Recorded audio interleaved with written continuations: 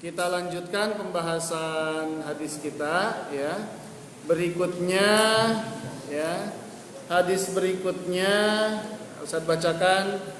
Ini diriwayatkan dari Abu Hurairah radhiyallahu anhu.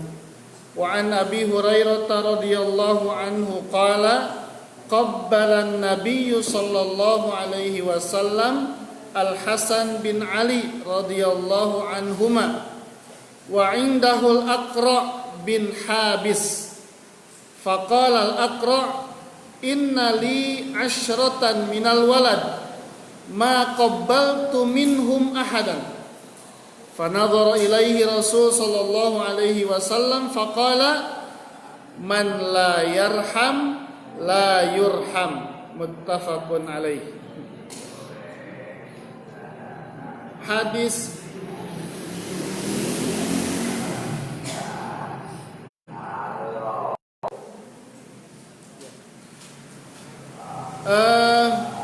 isi kandungan hadisnya atau hadis perkataan Rasulnya itu sebenarnya pendek, gitu ya. Apa tadi perkataan Rasulnya? Man la yarham la yurham.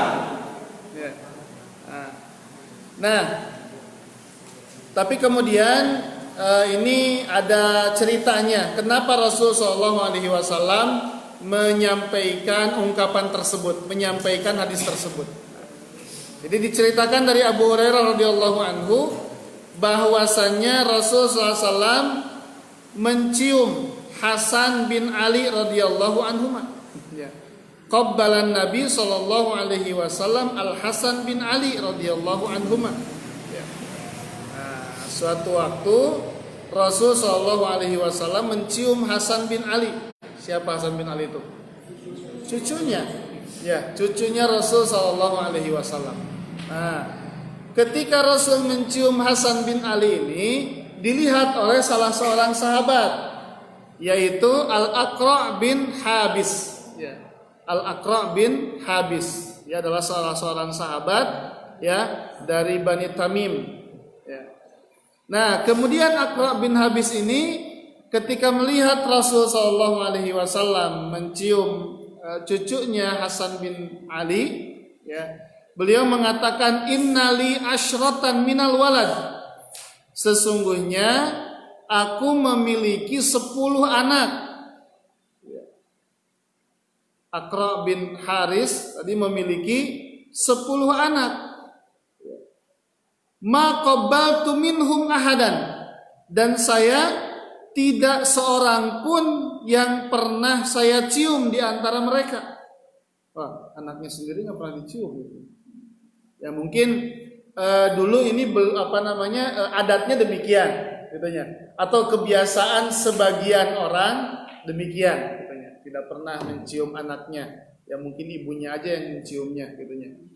Nah, bapaknya nggak pernah. Nah, kemudian ketika Al-Aqra bin Haris ini menceritakan apa yang dia lakukan, ya, fanadhara ilaihi Rasul sallallahu alaihi wasallam. Kemudian Rasul melihat dia, melirik gitunya, melihat kepada Al-Aqra bin Haris, ya, bin Habis, ya. Kemudian mengatakan man la yarham la yurham. Apa artinya? Barang siapa tidak menyayangi, maka ia tidak akan disayangi. Ya. Jadi kalau kita lihat dalam hadis ini, ya, seorang orang tua, ayah mencium anaknya, ini merupakan salah satu cara mengungkapkan kecintaan, mengungkapkan sayangnya, ya, mengungkapkan sayang dari orang tua kepada anaknya. Dalam hal ini dilakukan oleh Rasul dari seorang kakek kepada cucunya, gitu ya. Nah, jadi itulah salah satu ungkapan seorang orang tua, baik itu ayah ataupun cucu, kepada anaknya, ya, dengan cara menciumnya. Karena Rasulullah SAW mengatakan di sini man la yarham la yurham. Artinya salah satu ciri sayang seorang anak kepada seorang orang tua kepada anaknya adalah dengan mencium. Nah, masih senada dengan hadis ini, gitunya. Masih senada dengan hadis ini yang diriwayatkan dari Aisyah, hadis berikutnya. Ya, dilihat hadis berikutnya. Ya. Nah, hadis berikutnya sama, ya. Tapi ini diriwayatkan dari Aisyah radhiyallahu anha. Dia berkata, qadiman nasun minal a'rabi ala Rasul sallallahu alaihi wasallam.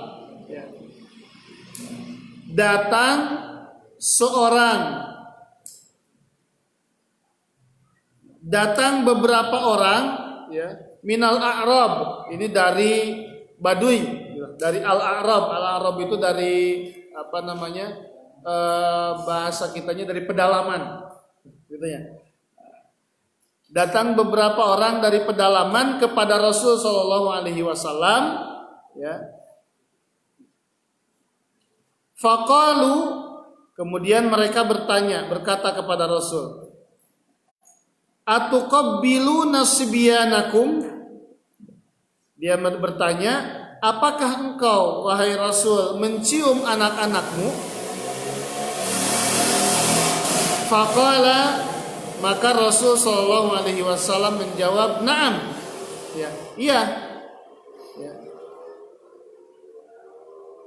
Bahwa Rasul mencium anak-anaknya, termasuk cucu-cucunya tadi seperti yang dikisahkan di hadis sebelumnya. Qalu, kemudian mereka mengatakan, ya, orang-orang Arab tadi mengatakan, "Lakinna wallahi ma nuqabbil." Ya. Akan tetapi kami, ya, demi Allah tidak mencium mereka, tidak pernah mencium mereka.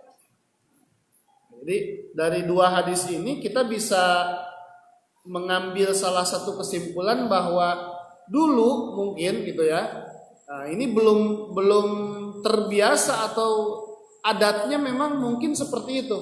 Seorang ayah, seorang bapak itu tidak mencium anaknya, gitu ya, tidak mencium anaknya, tidak pernah mencium anaknya. Ya.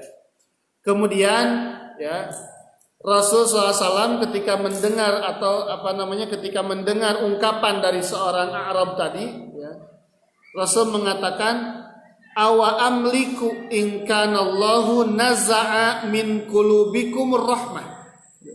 Awa amliku in kanallahu naza'a min qulubikumur rahmah. Awa amliku, apakah dayaku, ya, yang aku miliki, apakah dayaku yang aku miliki jika Allah mencabut rasa rahmah, rasa kasih sayang dari hatimu, ya. Jadi ketika seorang orang tua, ya, tidak mencium anaknya, nah ini Rasul khawatir, ya, rasa kasih sayang yang ada dalam diri seorang ayah itu dicabut oleh Allah Subhanahu wa taala. Gitu. Nah, makanya dari dua hadis ini, ya, yang pertama tadi hadis dari Abu Hurairah, man la yarham la yurham, kemudian juga hadis dari Aisyah ini, ya, ini salah satunya bisa kita ambil kesimpulan bahwa salah satu bentuk, ya, sayang orang tua kepada anaknya itu dengan menciumnya, gitunya. Nah, itu secara khusus, gitunya, secara khusus bentuk kasih sayang orang tua kepada anaknya. Nah, tapi kemudian jika kita mengambil lafaz hadis yang pertama tadi secara umum, apa lafaznya tadi? Man la yarham la yurham. Barang siapa yang tidak menyayangi, maka dia tidak akan disayangi. Kalau kita melihat makna umum dari hadis ini, maka, ya, rasa sayang seseorang, rasa rahmah seseorang kepada orang lain ini harus senantiasa ditumbuhkan, harus senantiasa ada dalam diri seseorang. Kalau tadi dalam konteksnya kepada anak, orang tua kepada anak, ya, bapak kepada anaknya, kakek kepada cucunya, itu konteksnya seperti itu. Tetapi jika kita mengambil hadisnya secara umum, ini berlaku umum, ya, bukan hanya kasih sayang orang tua kepada anak, kakek kepada cucunya, tetapi juga kita sebagai seorang yang beriman kepada saudara kita yang beriman yang lain. Gitu, ya. Apalagi ketika kita melihat hadis berikutnya, ini hampir sama lafadznya dengan hadis yang pertama tadi, ya. Nah, hadis 229 dari Jabir bin Abdullah radhiyallahu anhu, qala Rasul sallallahu alaihi wasallam apa? Man la yarhamin nasa la yarhamhullah. Man la yarhamin nasa la yarhamhullah. Ya. Man la yarhamin nasa lam yarhamhullah. Kita baca sama-sama. Man la yarhamin nasa la yarhamhullah. Sekali lagi. Man la yarhamin nasa la yarhamhullah. Apa artinya? Barang siapa yang tidak menyayangi manusia, tidak menyayangi sesama, la yarhamullah, maka dia tidak akan disayangi oleh Allah. Kalau di hadis yang pertama tadi, man la yarham la yurham, orang yang tidak menyayangi tidak akan disayangi oleh siapa? Ya oleh semua orang, ya, bisa jadi oleh manusia, oleh semua, gitu. Orang yang tidak menyayangi, dia tidak akan disayangi oleh orang lain, gitu. Nah, lebih-lebih seperti yang disebutkan dalam hadis yang ketiga tadi, ya, orang yang tidak menyayangi orang lain tidak akan disayangi oleh Allah. Nah, maka Rasulullah Shallallahu Alaihi Wasallam di dalam hadis sirah nabawiyah dan lain sebagainya, banyak kita menemukan bagaimana Rasul bukti kecintaan Rasul kepada umatnya. Ya. Apa bukti kecintaan Rasul kepada umatnya? Salah satunya adalah bahwa Rasul Shallallahu Alaihi Wasallam selalu mendoakan umatnya setiap sholat. Ya. Hadis ini diriwayatkan dari Aisyah radhiyallahu anha. Ya. Aisyah kemudian memandang Rasul. Nah, ketika memandang Rasul ada rasa ketenangan dalam diri Aisyah ketika memandang Rasul SAW. Kemudian Aisyah meminta kepada Rasul, ya Rasulullah doakan saya. Kemudian Rasul mendoakan. Apa doanya? Ya Allah ampunilah.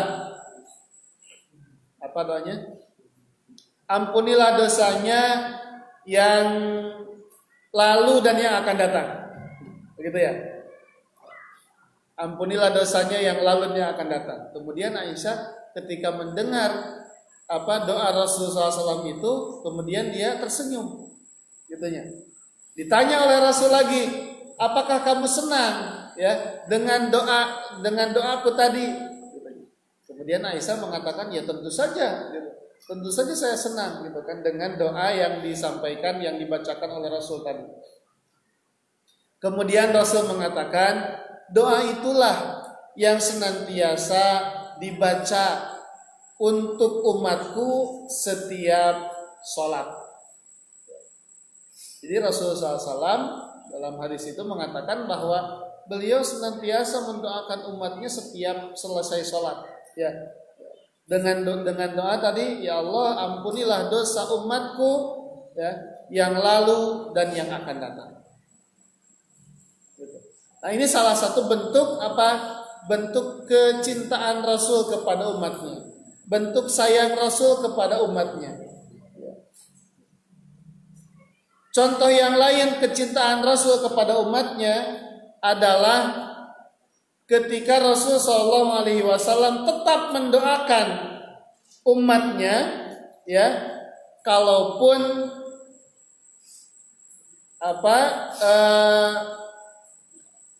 setelah mereka menyakiti Rasul. Jadi kalaupun mereka menyakiti Rasul, ya, Rasul tetap mendoakan kebaikan bagi umatnya. Seperti apa contohnya? Seperti yang Rasul lakukan, ya, pada saat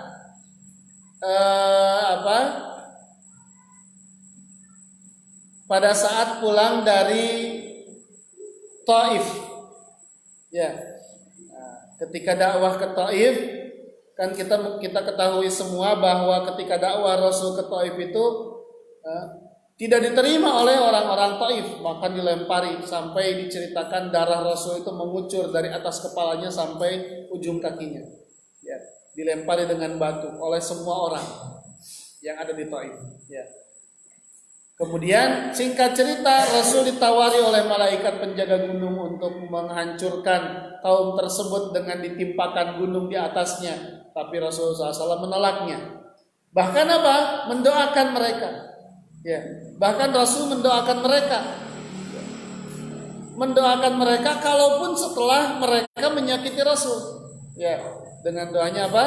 Allahumma hdi qaumi fa innahum la ya'lamun. Ya Allah, ya, berikanlah hidayah kepada kaumku karena mereka tidak mengetahui. Nah, ini salah satu bentuk juga apa? Kasih sayang Rasul SAW kepada umatnya. Senantiasa mendoakan umatnya. Nah, maka ya, dalam hal ini tentu perlu kita contoh. Ya. Perlu kita contoh, harus kita ikuti apa yang dilakukan oleh Rasul, ya. Oleh kita kepada siapa atau untuk siapa kita mendoakan? Untuk teman-teman kita, untuk saudara-saudara kita. Ya. Bahkan ada ungkapan seperti ini, ya. Ada ungkapan, ya, seorang teman itu bukan bukan orang yang kita harus bilang ke dia, doakan saya ya, gitu ya. Jadi kalau dia mendoakan kita atas permintaan kita, itu belum disebut sebagai teman, gitu ya. Kenapa? Karena teman itu dia senantiasa mendoakan kita tanpa kita minta sekalipun. Gitu. Ya. Jadi nggak usah diminta lah, gitu ya. Nggak usah diminta doakan saya segala macam gitunya. Tapi teman itu senantiasa mendoakan kita, gitunya. Diminta ataupun tidak diminta. Ya. Nah, bahkan itulah yang kemudian juga dilakukan oleh para ulama, ya, para guru-guru kita terdahulu, ya. Bahkan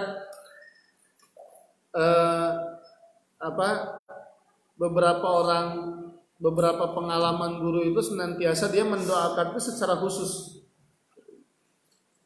Kalau seandainya tidak ada keperluan yang khusus, maka dia doakan secara umum. Semua murid-muridnya, semua teman-temannya, semua sahabatnya didoakan, ya, tanpa terkecuali. Ya. Tapi kemudian ketika ada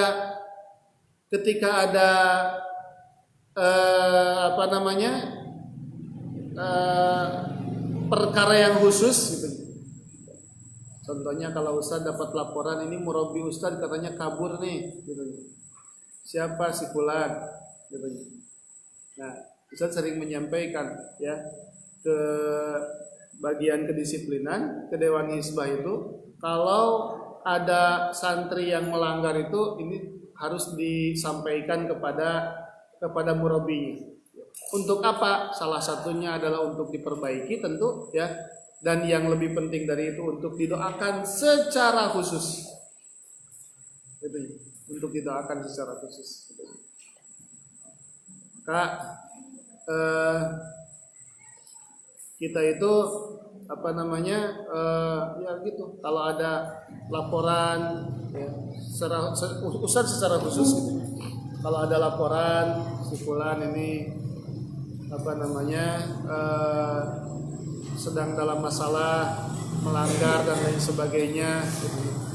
Maka secara khusus juga ya didoakan mudah-mudahan semakin baik ke depannya gitu. Nah, ya itulah ya dicontohkan oleh Rasul, diikuti oleh para sahabat, para ulama, dan tentu kita juga harus demikian. Saling mendoakan kepada sesama, saling mendoakan kepada saudara kita, kepada teman-teman kita ya. Ini tentu sesuatu yang harus menjadi bagian daripada kebiasaan kita. Harus menjadi bagian daripada kebiasaan kita. Bahkan kan kalau kita membaca panduan, membaca doa Robitoh ya. Itu sebelum kita membaca doa Robitoh itu, kalau kita lihat di kitabnya itu, di panduannya itu, hadirkan ya.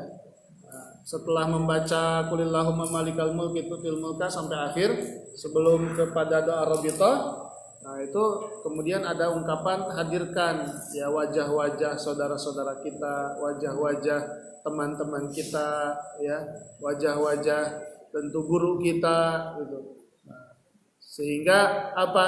Sehingga kita doakan ya, kita doakan semoga mendapatkan kebaikan ya. Karena tentu kan Robitoh itu apa? Doa Robitoh itu kan mengikat hati ya. Maka ada ungkapan dalam doa itu kan fawathiqillahumma rabitataha ya. Kuatkan ikatan. Nah, menguatkan ikatan hati.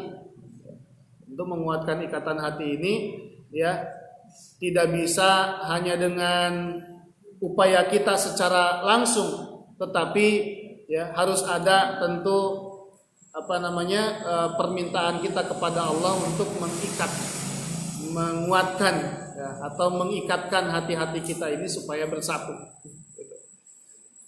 Nah, kembali ke pembahasan kita ya tentang bagaimana Rasulullah SAW menyayangi umatnya. Dengan tadi salah satu caranya dengan mendoakan ya. Termasuk juga ketika kita sedang ada dalam atau mungkin tentu yang namanya dalam kehidupan sehari-hari, kehidupan sosial, pasti kita ada masalah dengan seseorang. Kalau kita sedang ada masalah dengan seseorang gitunya, jangan doakan yang tidak baik. Doakan yang baik juga gitunya. Karena kalau seandainya mendoakan yang tidak baik, itu akan kembali kepada kita juga. Gitu. Karena kan kalau kita mendoakan orang lain, saudara kita, sesama muslim, gitu ya. Nah, mendoakan orang lain, maka ketika itu malaikat mengatakan walaka misla dzalik. Gitu ya. Kalau si A mendoakan si B supaya dia dapat rezeki yang banyak, supaya dia diberkahi keluarganya, hartanya dan lain sebagainya. Ya, maka kata malaikat apa? Walaka mithla dzalik. Bagimu juga sama seperti yang kamu doakan untuk saudaramu itu. Coba kalau seandainya kita mendoakannya yang enggak baik. Gitu ya. Ya Allah, semoga si fulan ini karena dia sudah menyakiti saya supaya dia celaka. Kata malaikat apa? Walaka mithla dzalik. Kamu juga bakalan celaka gitu. Gitu. Nah, makanya tidak boleh gitunya. Tidak boleh mendoakan yang tidak baik kepada saudara-saudara kita, untuk saudara kita. Gitunya. Sejahat apapun dia gitunya, atau sekesal apapun kita kepada orang tersebut ya, tetap ya dalam doa kita itu mendoakan yang terbaik, mendoakan yang terbaik untuk saudara kita. Gitu ya. Ya. Ini mah pasti karena Ustaz juga pernah mengalami sama seperti antum, gitu ya. Kadang kalau di kobong, di kelas, itunya ada nih orang yang kita kadang dalam perilaku sehariannya kita tidak suka, dalam ucapannya kita tidak suka, dalam apanya? Perilakunya kita tidak suka gitu. Nah, tapi jangan sampai kita mendoakan yang tidak baik gitu. Tetap doakan yang terbaik untuk saudara-saudara kita. Kalau seandainya Allah ijabah kan dia ternyata baik, nah, luar biasa, ternyata itu salah satunya adalah andil kita karena mendoakan dia supaya jadi baik. Gitu. Nah, kemudian yang lain, salah satu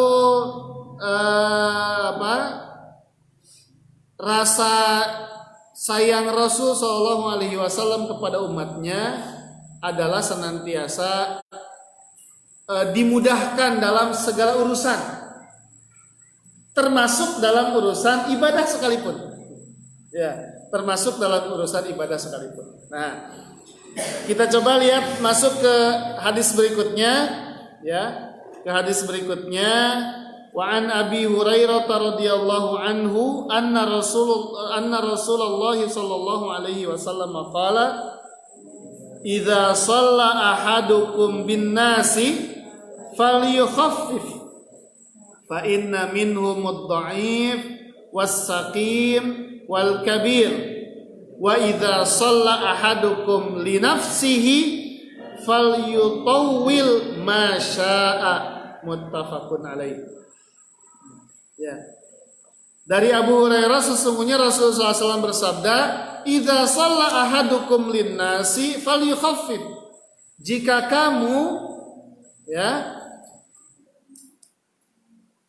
jika seorang di antara kamu menjadi imam salat bagi orang banyak, ya, falyukhaffif, maka hendaklah meringankan bacaannya, ya, tidak memperpanjang, ya, karena fa inna fihim, karena di dalamnya yang makmumnya itu ada yang dhaif, ada yang lemah, was-saqim, yang sakit, wal kabir, ada juga orang tua, ya. Wa idza shalla ahadukum li nafsihi falyutawwil ma syaa. Jika salat sendirian, maka, ya, boleh memperpanjang sesuai dengan keinginannya. Jadi kalau sholat, makanya Rasulullah SAW, ya, menganjurkan seorang imam itu ketika sholat itu menghadap ke makmumnya terlebih dahulu, gitu ya.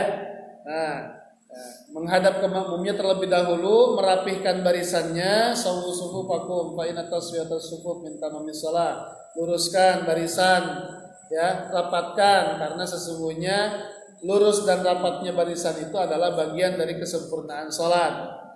Dilihat makmumnya itu, ya. Jadi ketika mengucapkan demikian itu menghadap ke makmumnya, bukan dia sudah menghadap ke kiblat, membelakangi makmumnya mengucapkan itu tuh, mengucapkan sawu sufufakum itu. Tapi dia menghadap ke makmumnya, ya. Salah satu tujuannya tadi untuk merapihkan barisan. Tujuan yang utamanya adalah melihat kondisi makmumnya juga, ya, melihat kondisi makmumnya, ya. Ternyata di antara makmumnya itu ada yang sudah tua, ada yang sedang sakit, ada yang lemah, gitu ya. Nah, maka diringankan bacaannya, gitu ya. Tapi ketika imam mengatakan sawu sufufakum sambil lihat ke makmumnya, semuanya santri, ya, muda-muda semuanya, jarak sarehat, gitunya. Kita naon sih, naon dipanjangkan gitunya. Gitu. Ya, jadi tujuannya itu, ya, untuk melihat kondisi makmum, ya, sehingga menyesuaikan dengan bacaan salat. Ya, sesuai menyesuaikan dengan bacaan sholat. Ya, kalau di Al-Kautsar ini kan makmumnya ya antum semuanya, ya, masih pada sehat, masih pada muda, nggak ada yang lemah, nggak ada yang tua, ya, nggak ada yang sakit, karena yang sakit mah nggak boleh sholat berjamaah, ya, harus dikarantina. Ya. harus diisolasi gitu yang sakit mah gitu. Nah, maka diperpanjang. Nah, maksudnya diperpanjang itu ya tidak terlalu panjang juga gitu ya. Nah, ya apa namanya disesuaikan dengan kondisi.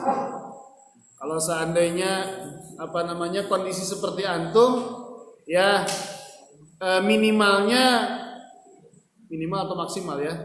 Minimalnya mungkin atau maksimalnya mungkin bisa sampai kalau membaca surat itu 1 halaman gitu ya. Atau surat yang mendekati 1 halaman gitu ya. Yang 1 halaman itu surat apa? Apa surat yang pas 1 halaman? Abasa ya. Abasa, At-Takwir, Al-Fajr lebih sedikit ya. 1 halaman lebih sedikit. Al-Buruj 1 halaman kurang sedikit. Al-Buruj 1 halaman pas ya.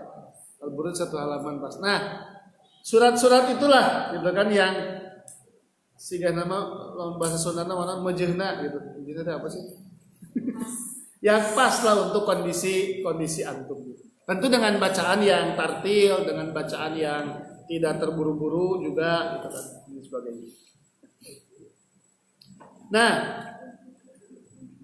Nah itu ya. Jadi apa namanya salah satu bentuk kasih sayang Rasul kepada umatnya ini ketika beribadah juga tidak boleh berlebihan ya, melihat kondisi makmumnya gitu ya.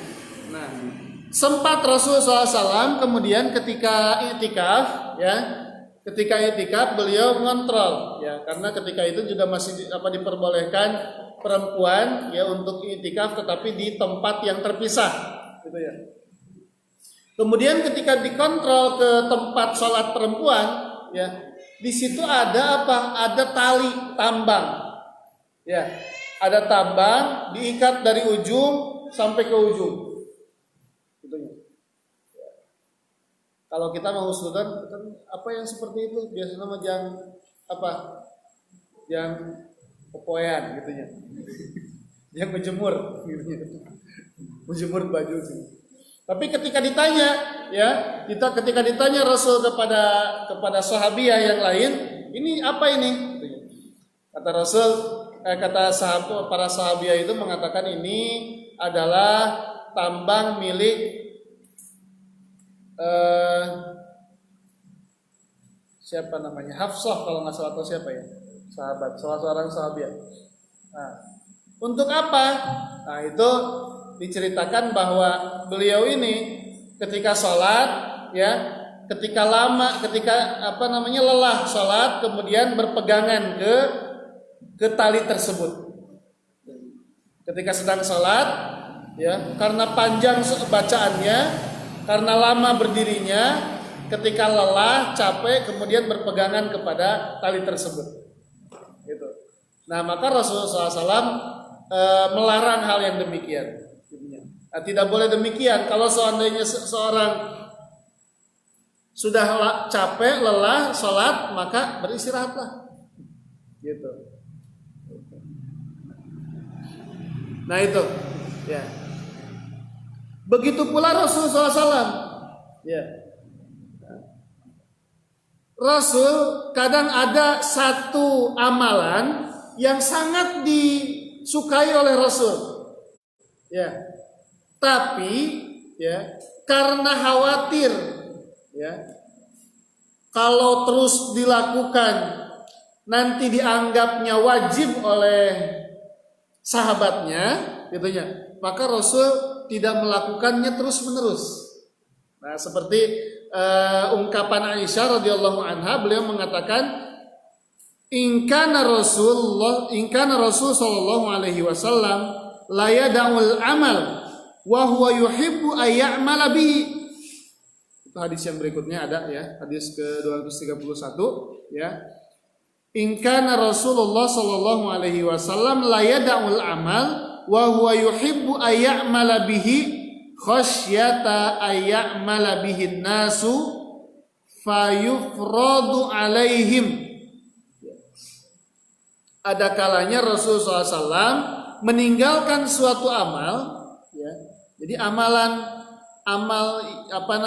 meninggalkan satu perbuatan, suatu amal soleh, amal ibadah, padahal beliau suka melakukannya.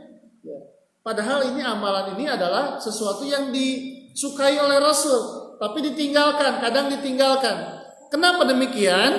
Ya, karena khawatir diamalkan terus oleh manusia, oleh orang lain, sehingga hal itu diwajibkan atas mereka. Sehingga hal tersebut diwajibkan kepada mereka. Nah, seperti salah satu contohnya apa? Salah satu contohnya dalam keterangan yang lain adalah sholat qiyamul Ramadan, atau yang kita kenal dengan sholat taraweh, gitu ya. Nah, sholat taraweh itu malam pertama Rasulullah SAW sholat, ya. Kemudian karena Rasul sholat, kemudian diikuti oleh para sahabat, beberapa orang sahabat yang melihat Rasul sedang sholat. Setelah itu malam kedua Rasul melakukan sholat lagi, dan yang ikut dalam sholat itu bertambah banyak. Di malam ketiga juga demikian, ya. Rasul melakukan sholat qiyamul Ramadan, sholat tarawih, ya, tambah banyak lagi orang yang mengikuti Rasul sholat. Ya. Di malam keempat, para sahabat kemudian bertambah banyak menunggu Rasul keluar untuk melakukan sholat, tapi kemudian Rasul tidak keluar, gitu ya. Tidak keluar dari kamarnya, ya, untuk melakukan sholat. Ya. Ketika ditanya, ya, kenapa di malam keempat ini tidak keluar? Nah, Rasul mengatakan ini khawatir ketika dilakukan berat, ya, bagi umatku, dan mereka menganggapnya sebuah kewajiban. Ya. Mereka menganggap itu adalah hal yang wajib. Nah, inilah salah satu bentuk rahmah, ya, kasih sayang Rasul SAW kepada umatnya. Nah, maka tentu, ya, kita juga dalam kehidupan kita juga harus demikian. Nah, ketika memang sesuatu itu memberatkan, ketika sesuatu itu membahayakan, nah maka tentu ya tidak dipaksakan, tidak boleh dipaksakan. Tidak boleh dipaksakan. Seperti sama halnya seperti kondisi sekarang ini, lah, gitunya. Seperti kondisi sekarang ini, ya, yang sedang sedang ada pandemi virus corona di mana-mana, gitunya. Salah satu syarat diperbolehkannya santri kembali ke pesantren adalah mendapatkan izin dari orang tua, gitu ya. Kalau nggak dapat izin, ya nggak dipaksakan, gitu ya. Nah, ada orang jauh, kemudian diizinkan, apa-apa, gitu kan, silakan, gitu kan. Tentu dengan mengikuti aturan yang kita tentukan. Ada ini orang dekat, ya, tapi nggak diizinin, ada nggak? Ada, gitu. Ada orang dekat, tapi nggak diizinin orang tuanya karena kekhawatiran tadi, ya nggak apa-apa. Gitu. Nah, karena apa? Karena tentu kondisinya sekarang berbeda. Kondisi sekarang ini berbeda. Ya. Kalau dulu, gitunya. Kalau dulu sebelum masa sekarang ini, orang sakit pilek atau sakit apa dipaksa harus di sini, gitunya. Karena itu nanti sebentar lagi pakai istirahat juga sembuh, makan makanan yang sehat juga sembuh, gitunya. Nah, tapi sekarang ada orang sakit agak berat sakitnya, gitunya. Kemudian minta pulang, silakan pulang. Gitu. Apa-apa. Nah, karena memang kondisinya demikian. Nah, tentu gitu, apa yang kita lakukan ini tentu semuanya melihat kondisi, ya. Nah, seperti halnya juga Rasul yang melihat kondisi umatnya, ya. Kalau itu memberatkan, kalau itu menyulitkan dalam melakukan amalan, maka ya tidak diwajibkan, ya, atau dikurangi kadarnya. Seperti juga ada seorang sahabat yang bertanya kepada Rasul, apakah kewajiban haji itu tiap tahun, gitu ya. Nah, kemudian ketika itu Rasul tidak menjawab, ya, tidak menjawab pertanyaan dari sahabat tersebut. Kenapa? Karena kalau dijawab iya, gitunya. Kalau dijawab iya tiap tahun, ini akan memberatkan bagi umatnya. Kalau dijawab tidak juga karena memang diperbolehkan bagi umatnya untuk haji lebih dari 1 kali dalam seumur hidupnya. Kalau yang mampu, gitu. Nah, artinya ketika Rasul membiarkan itu, nah itu ada 2 hukum di situ, ya. Hukum aslinya adalah kewajiban haji 1 kali dalam seumur hidup bagi yang mampu. Tapi kalau seandainya dia mampu lebih dari 1 kali, nah maka juga tidak dilarang untuk melakukannya.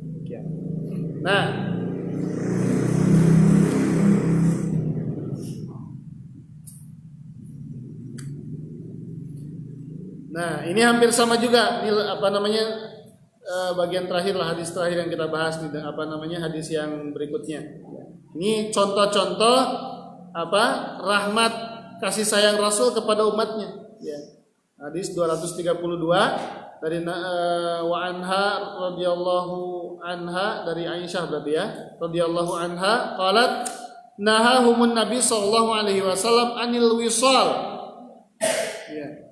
Rasul sallallahu alaihi wasallam melarang wisal rahmatan lahum. Karena apa? Karena mengasihi mereka, karena rasa kasih sayang kepada mereka, kepada para sahabat, kepada umatnya. Wisal itu apa? Wisal itu adalah puasa siang malam. Ya, puasa siang malam tidak buka.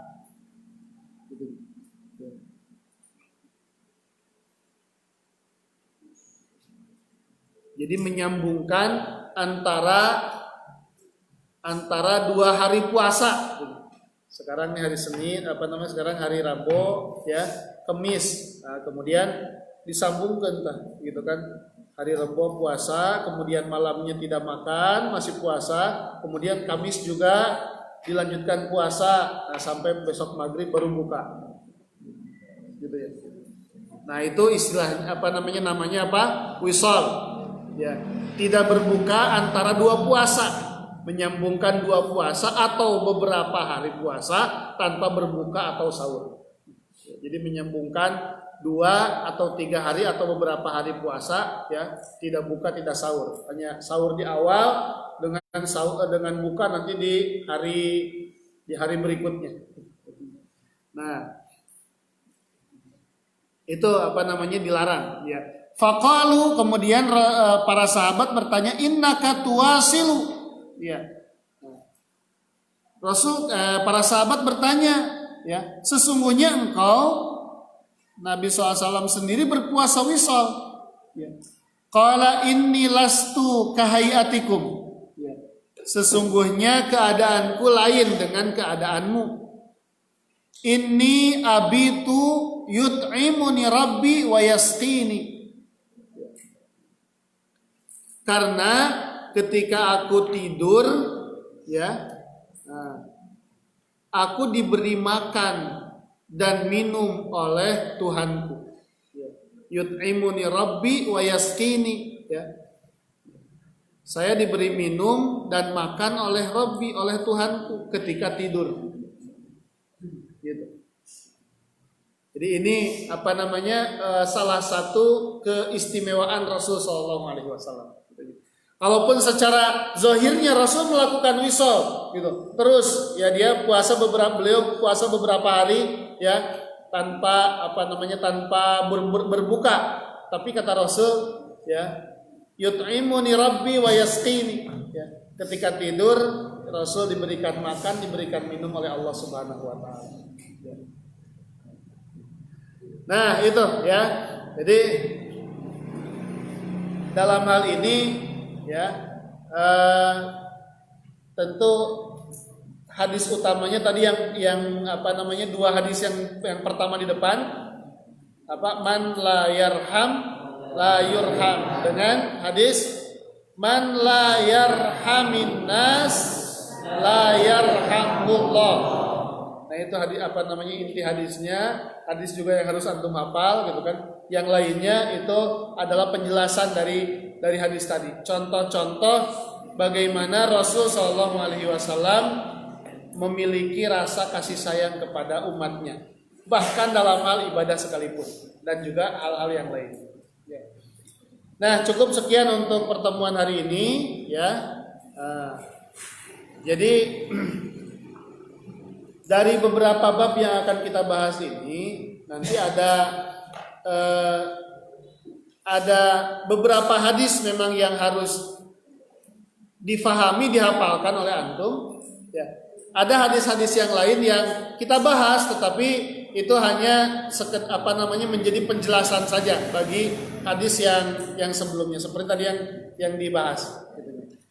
Hadis-hadis tadi adalah contoh-contoh bagaimana rasa rahmat, kasih sayang Allah, kasih sayang Rasul kepada umatnya.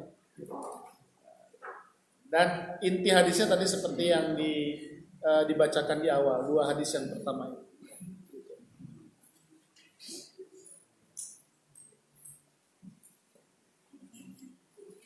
Nah, cukup sekian dulu untuk pertemuan hari ini, ya. Jazakumullah khairan katsira. Kita tutup sama-sama dengan membaca hamdalah dan doa kafaratul majlis.